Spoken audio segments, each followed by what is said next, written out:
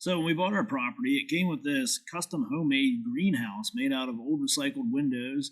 It has tin roofing on it, and you can see it has a couple strips of the clear roofing there to let the light in.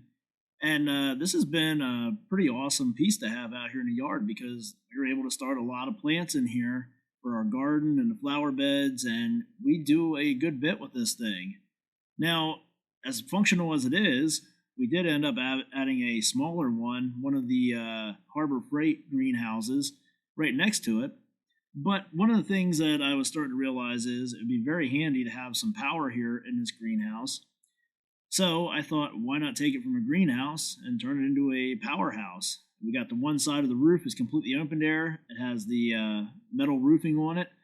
So I thought I would get some solar panels and we'll put some solar panels on here to generate some energy to use in this greenhouse. I ordered in three 100-watt solar panels from Amazon, and these have the brackets that would mount on the sides of them. I put 2x4s standing upright underneath the sides to be able to space the panels up from the hot tin roof. Here we are, we have the three of them on there, and then we just had to run our wires and hook the system up to some batteries to be able to start using it. So here we have our wires coming in from our solar panels. Haven't got those placed up there out of the way yet. This is still a work in progress. But anyway, they come in from the three panels and go into one of these four-way wires here, and they come out with one positive and one negative going to our batteries, and they come across and they go into this Renogy Wanderer charge controller, which is a real simple one to use. You can see everything is right there on the front of it, telling you there's a temperature sensor, the solar panel plus and negative, and the battery positive and negative.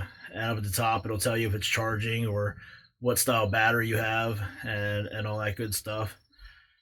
So actually coming into the charge controller, we have a circuit breaker there on the power wire, the positive wire coming in from the solar panels, and we also have a circuit breaker on the positive cable coming up from the battery to the charge controller. And we use this style here because then it's really easy to just disconnect them. You can hit the button and it'll trip that out and turn off that circuit, and then you can just push this lever to turn it back on. Now we're using two 75 amp hour batteries right now. We might add a couple more yet. That all depends on how much we're going to be using this stuff. But coming up from our batteries, we have this 10 gauge wire here going through another circuit breaker, and we have it running across the top here. And it comes all the way over here and down to a fuse block. And you're probably saying, well, if you got a circuit breaker on there, why do you need another fuse block? Well, just to be safe, because we're going to be doing a lot of stuff here, and you never know where these wires are going to be running. So here from the fuse block, so far we have another that red and black wire there that comes up, and that goes over here to power this panel right here. This control panel, this is 12 volt. This is something you'd use in a pickup or a Jeep or a boat, just regular 12 volt. So we don't have to have any kind of inverter or anything for that. It's got the two USB ports up here that we can use for charging our phone or other devices. Get your voltmeter right here. We're at 13.6 right now. We got a regular 12 volt outlet there, and 5 switches on there, 5 toggle switches. You can see this one's lit up. That one's the one that's on now. That's actually the one for our light. So we're going to connect some other stuff here to this panel. And again, this panel on the back of it, it comes already wired. We got this right off of Amazon. And it has inline fuses in it too. So again, I would rather just be safe than sorry, because we never know where these circuits are going to be going yet. But the only one we have connected right now is going up here to our light, which we have here in the center. And this is just a regular light bulb fixture. You can get it at your average hardware store for a regular light bulb, but the bulb that's in there, this is actually a 12 volt LED bulb, and we went with 12 volt on all this stuff so we didn't have to use a power inverter, which would take a little bit more juice out of the system, to convert the 12 volt DC to the AC, and just made everything a lot easier. So for now, that's the only thing we have on there. And I'll flip the switch off here. And you can see it definitely throws out a lot of light, and it doesn't use a whole lot of power. But again, the thing I liked about it was, it was 12 volt, so we could just really simplify everything. You know, when you're going just 12 volt, it's just like wiring up the stuff in a vehicle. You know, if you're familiar with that kind of stuff, then this is pretty basic and pretty simple for you. So that's what we got so far. We're going to continue to grow this and add more stuff. Obviously, that's why we went with this panel here with the 5 switches, because we have ideas for other stuff we want to add. So now I'm sure some people are going to start doing the math on this and telling you what you can do and can't do with 300 watts worth of solar panels and 275 amp hour batteries and all that good stuff. But we're not trying to power our entire house every day of the week with this setup.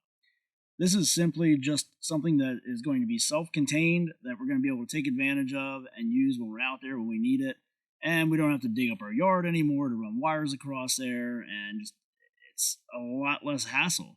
We're doing the majority of this just 12 volt, so it's really a basic system, a basic setup. It's fairly inexpensive to do. You know, yeah, the solar panels. I think the price on them might have been like 80 something a piece.